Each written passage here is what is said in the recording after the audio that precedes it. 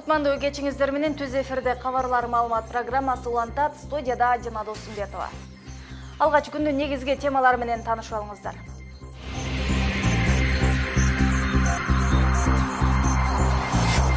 Бишкектеги Алкан базарындагы чатырдын урашы боюнча иликтөө башталды.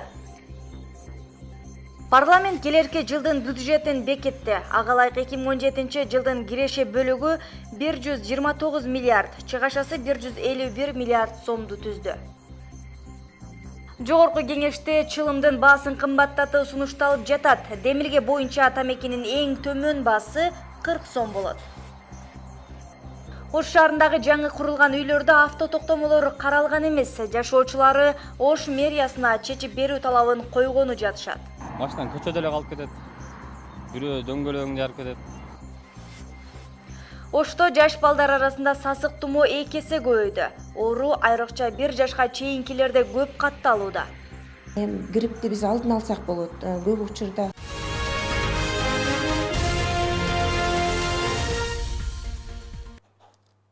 Алкан базарынын чатырыны урашы боюнча иликтөө башталды. Бул тууралуу Бишкек шаардык ички иштер башкармалыгынын маалымат кызматынан билдиришти.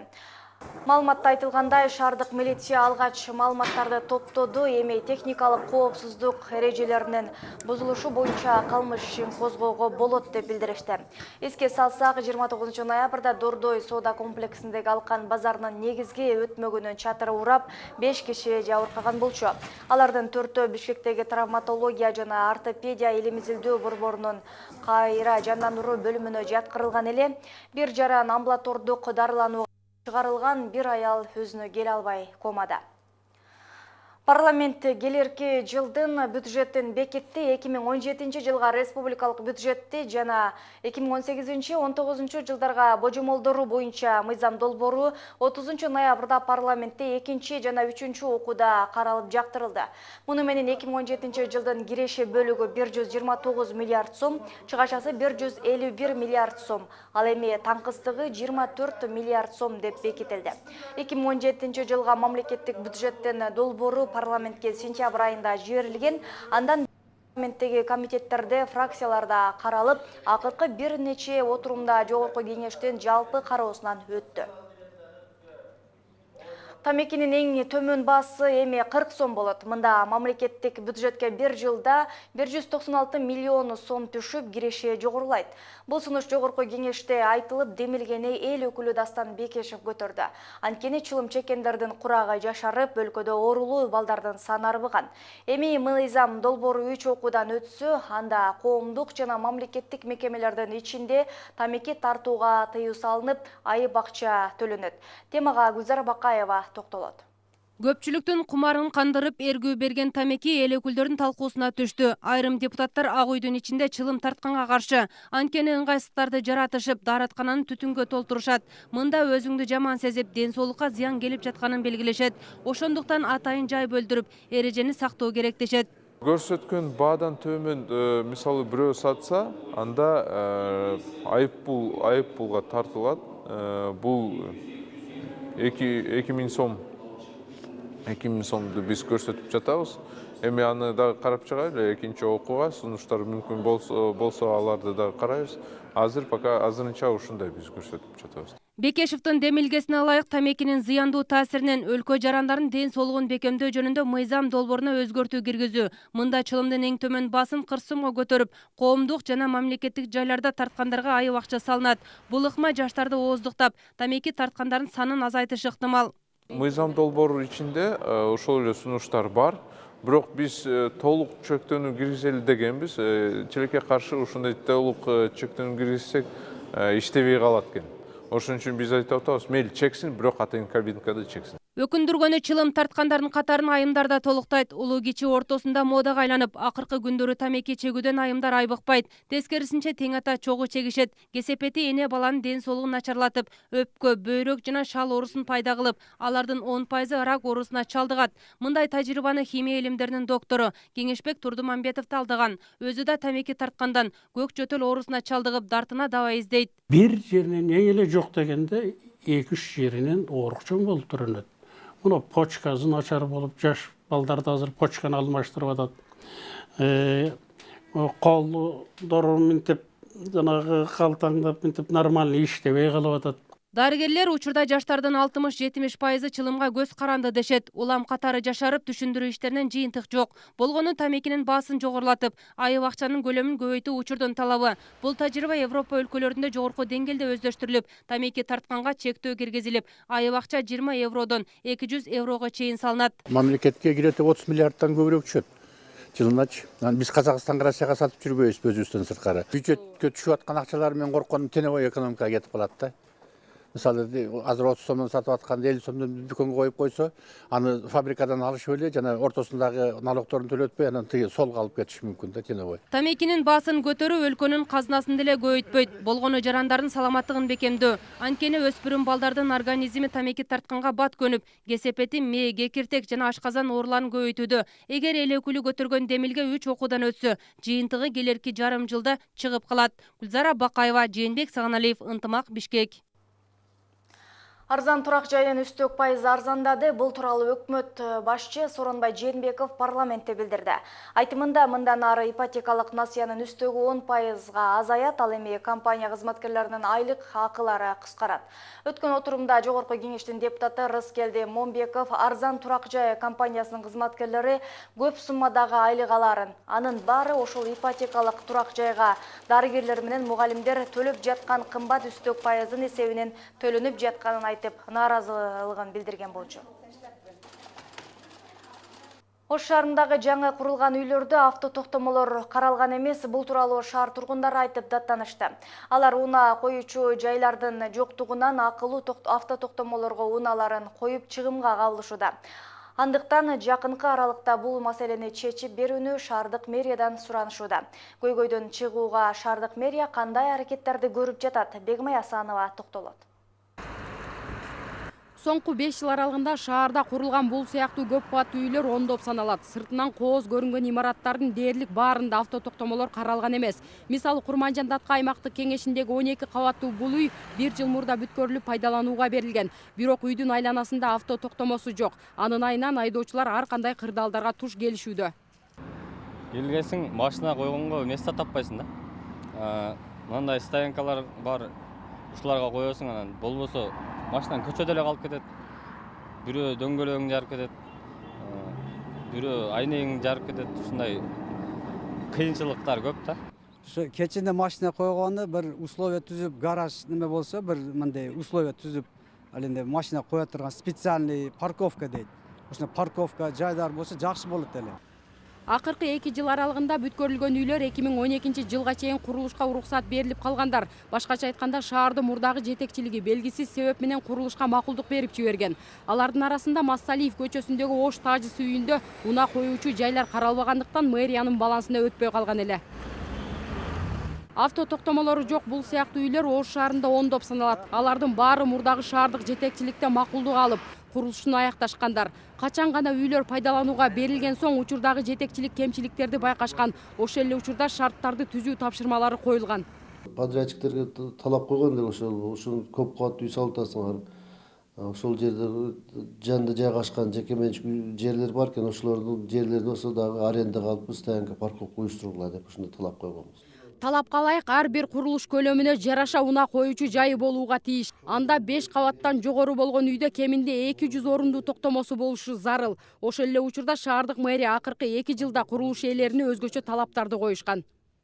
Кимден проектинде жер астында көп кабаттуу үй болсо, парковка стоянкалары бар болсо, ошолорго гана уруксат берилет деп.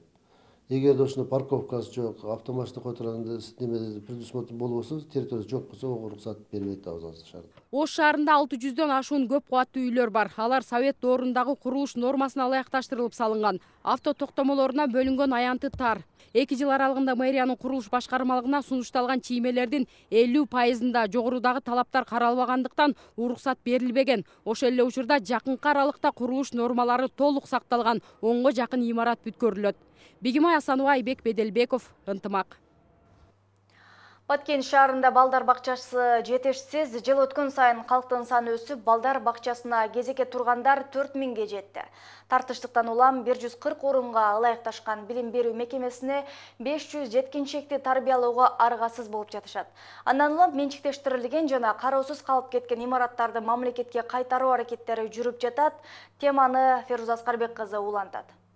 Эшиктерини айылбашчы барбир чыгып бошотосуң деп жулуп кеткен. Тургун Бүбү Боронова экинчи топтогу майып. Эки кызы менен өзү иштеген Баткен облустук ооруканасынан берилген Батирде жашайт. 7 жылдан бери баш калкалап келген үйдү эми жергиликтүү бийлик бошотууну талап кылып жатат. Анткени имарат мэриянын балансында тургандыктан балдар бакчасын куруу токтому чыккан. Ошондуктан жалгыз бой эне үйдөн чыгууга аргасыз болууда. Кыштын күнүндө мен оор акыбалда жашап атам да. Мынантип эшиктин эмелер, эшигим жок, эшикте болсо чыгасың деп жулуп кетишкен. Бирок мен бара турган, жашай турган үйүм жоктугу үчүн аргасызданып турамын. Ошондуктан мен ушу республикалык жетекчилерден жардам сураймын. Үй маселеси жагынан жардам беришсе мен сөзсүз бошотуп берем. Мен дагы бала бакча болушуга каршы эмесмин, аргасызданып турамын. Иш сотко чейин жетип, анда 2017 жылдын 1-майына чейин жашаганга уруксат деген чечим кабыл алынган. Айтылган мөөнөткө чейин Баткен мэриясы бөлүп берген жер тилкесинен үй тургузуп алуусу кажет. Бирок 1 жылга жетпеген убакытта турак жай салууга мүмкүн деп даттанат. Баягы Түлкү таштан жер беребиз деп мага жер көрсөттү. Бирок жерди берип коюп эле мени чыгарганы менен алачыкты куруп отура албайт экенмин да. Жазда отурасың, кыштачы. Мен кантип үй сала аламын. Ошондуктан мага жакшысы турак жай жагынан эне жардам берсе, мен булардан нанаш сурап жатканым жок мен. Мен эң кыйналган жерим үйдөн болуп атат. Имарат мурда кароосуз калып, көпчүлүк жашоочулар өз алдынча ээлеп алышкан. Аларга мэрия тарабынан 2013 жылдан бери бир нече жолу бошотуу тууралуу эскертүүлөр берилген. Имарат 3 корпустан туруп, азыркы учурда бир бөлмөсүндө Боронова үй бүлөсү менен жашап жатат. Мэриянын билдирүүсүндө Боронованын мурдагы жашаган үйү да бар. Азыркы учурда буга чейин жашап келген Боронованын үйү бар. Бизде Сарайбашы деп коет, эчкичилик чарбасынын мурдагы базасы болуп турган. Ошол жерде атайын үйлөр бар экен, ошол үйдөн эжен жашап турган үйү бар мурдагы. Буюрса 2017 жылы биз аны оңдоп түзөөгө толугу менен жардам беребиз. Андан сырткары айылдын ичинен көп жылга чейин ижара акысыз турганга, ушу тургундардын үйүнөн дагы чыкты, ижара акысыз турганга эже буга дагы макул болгон жок. Талашка түшкөн имарат толугу менен Баткен шаардык мэриясынын муниципалдык менчик департаментинин балансында турат. Аны тастыктай турган мамлекеттик актысы да бар. Мыйзам боюнча мында жашагандар бошотуп берүүгө аргасыз. Имаратты бала бакчага айландыруу маселеси Кызыл Жол кварталындагы тургундардын мектепке чейинки мекемеге муктаждыгынан келип чыккан. Объекти бала бакчага айландыруу үчүн 39 миллион сом акча да бөлүнгөн. Феруза Аскарбек кызы, Жыргал Абдижалил уулу, Ынтымак. Бүткүл дүйнөлүк мүмкүнчүлүгү чектелгендердин күнүнө карата Ош шаарында көз азиз жана көрүүсү начар мектеп-интернатындагы балдарга окуу куралдары тапшырылды. Ага кош эле балдар үчүн белектер дагы таркатылып, андан ары концерттик программа уланды. Бул күнү Ошто дагы кандай окуялар орун алды, жаңылыктардын кыскача түрмөгүнөн көрө аласыздар. Бүгүн Ош шаарындагы көз азиз жана көрүүсү начар мектеп-интернатындагы балдарга белектер тапшырылды. Майрамдык кече 3 декабрь бүткүл дүйнөлүк мүмкүнчүлүгү чектелген жарандарды колдоо күнүнө карата уюштурулуп, интернатта тарбияланган балдар тарабынан концерттик программа көрсөтүлдү. Аны менен катар көз азиздер жана көрүүсү начар балдардын мектеп-интернаты окуу куралдары менен камсыз болду. Андан сырткары демөөрчүлөрдүн каржылоосу менен мындагы балдар белгилүү мөөнөткө чейин акысыз дарылануу мүмкүнчүлүгүн алышты. Мөл булак деген ишкана келип 15 кровать подарка кылып атат. Диншань, оптика Диншань бекер балдардын көздөрүн обследование кылып, бекер көз айнектерди тартуулап жатат. Консульство келип таттууларды берип, российский консульство, Кытайдын консульствосы келип, андан тышкары бүт вуздар келип жардам берип. Манас эпосун сактоо, аны жайылтуу, кадыр баркын көтөрүүгө багытталган иш-чара Оштогу башкы музейде өткөрүлдү. Ага Оштогу 20-24 аскери бөлүгүнүн катардагы жоокерлери, мектеп окуучулар катышты.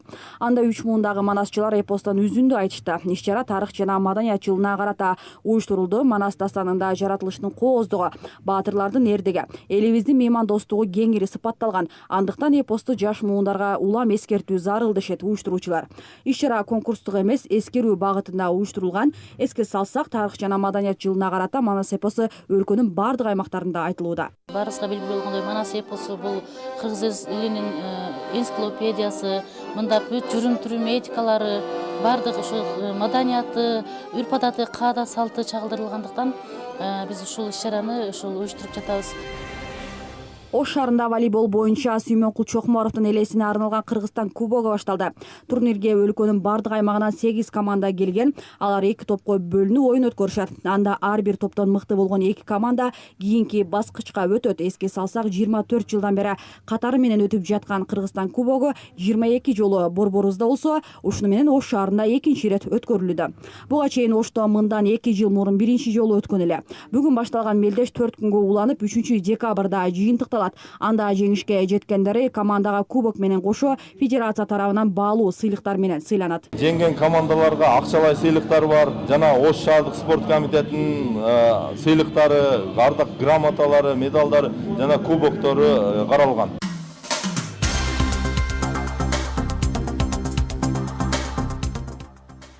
Чыгарылышыбызды эл аралык жаңылыктар менен улантабыз. Буга чейин Бразилиядан Колумбияны көздөй бараткан учак кырсыктап, анда футболчулар каза болгону айтылган.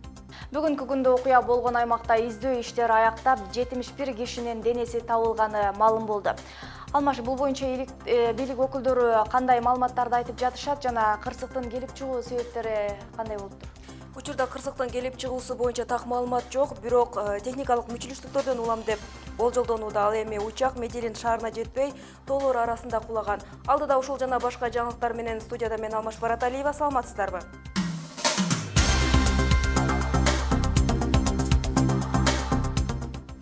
Бразилиянын футбол командасы бараткан учак кырсыктап, 71 киши набыт болду.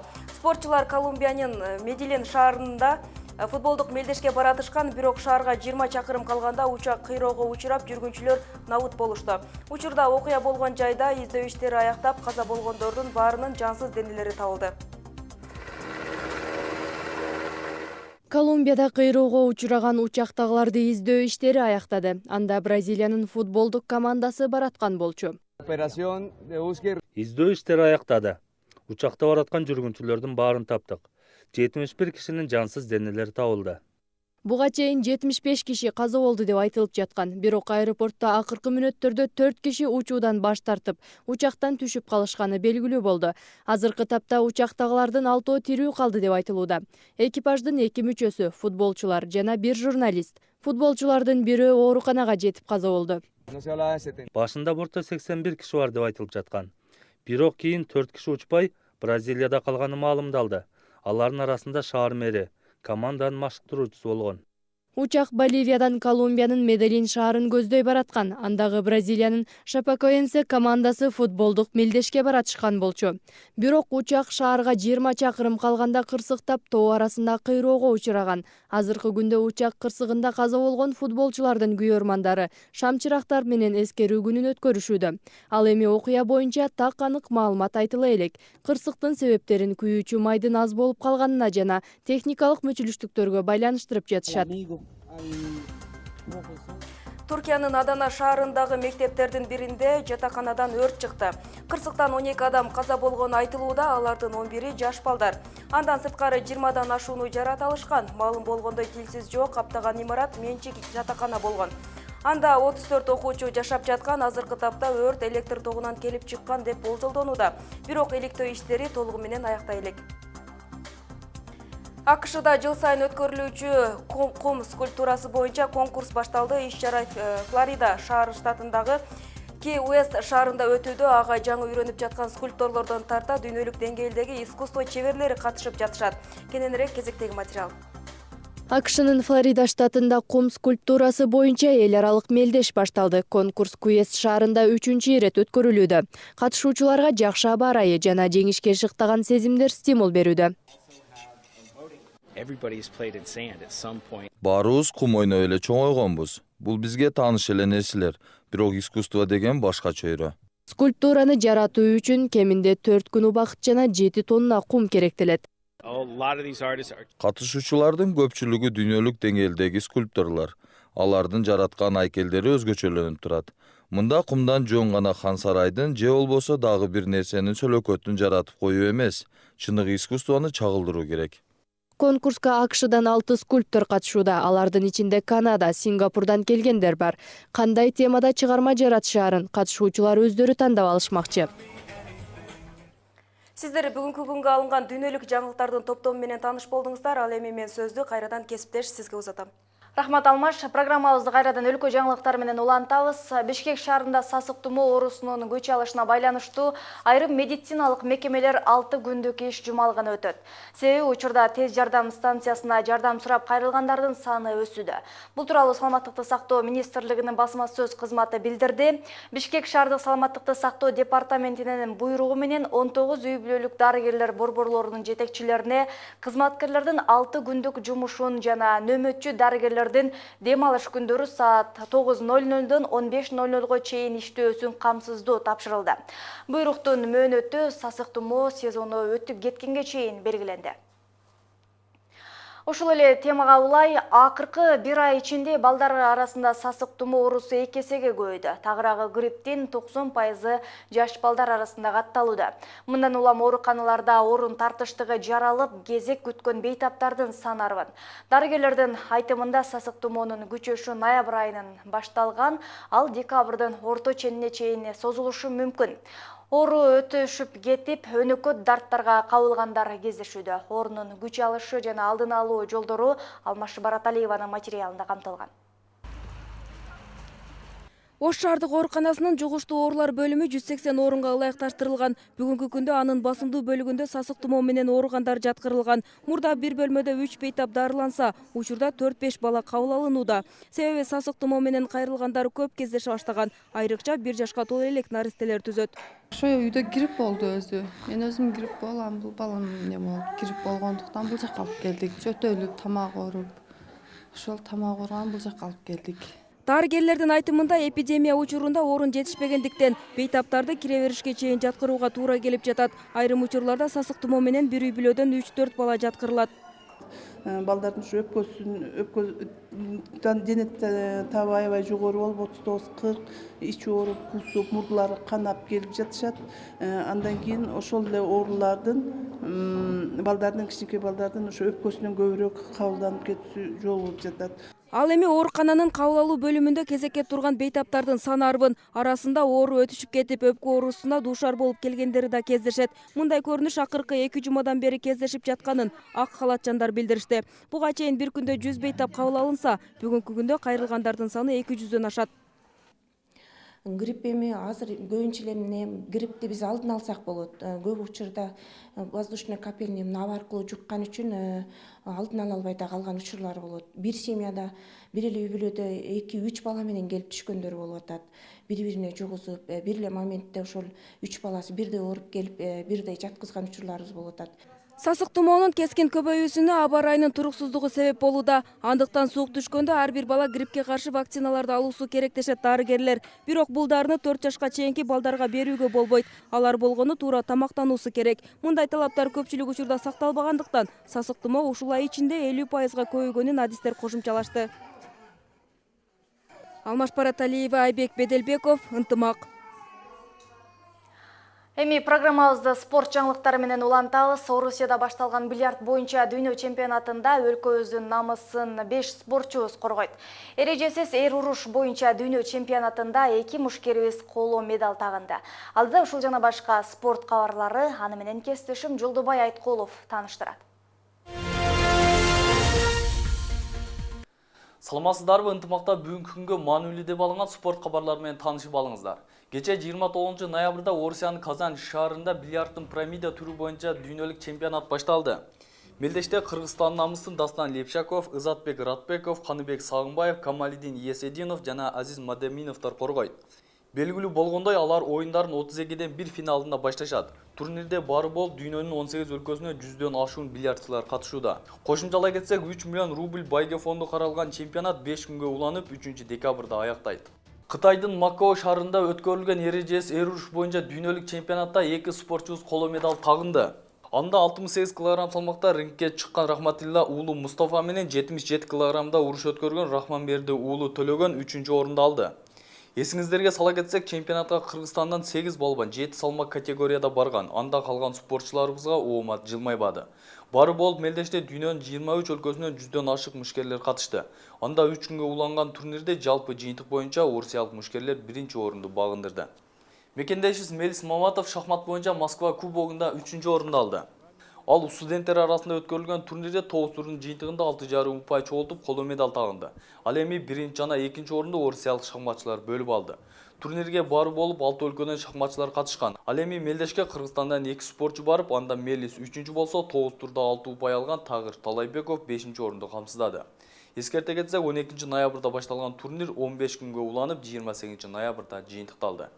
Сиздер ынтымакта бүгүнкү даярдалган спорт кабарлары менен тааныштыңыздар. Көрүшкөнчө саламатта калыңыздар. Эми кызыктуу видеого кезек келди. Бул тасмада суунун күчү менен кадимки мергенчилик мылтыгын тең ортодон бөлүп жатканы көрсөтүлгөн. Мында куралды түз жерге катырып, атайын аппараттын жардамында суу менен кесүүгө аракеттенип жатышат. Мунун баары тасмада тастыкталды. Бир нече көзүрмөмдүн ичинде эле мылтык тең ортодон экиге бөлүнүп калды.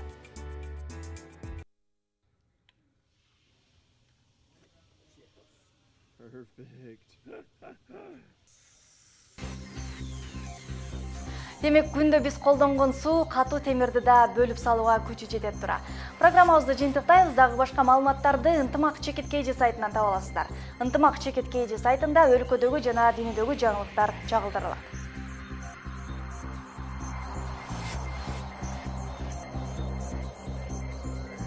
Алдыда эртеңки күнгө алынган аба ырайы тууралуу маалымат. Кечиңиздер көңүлдүү улансын.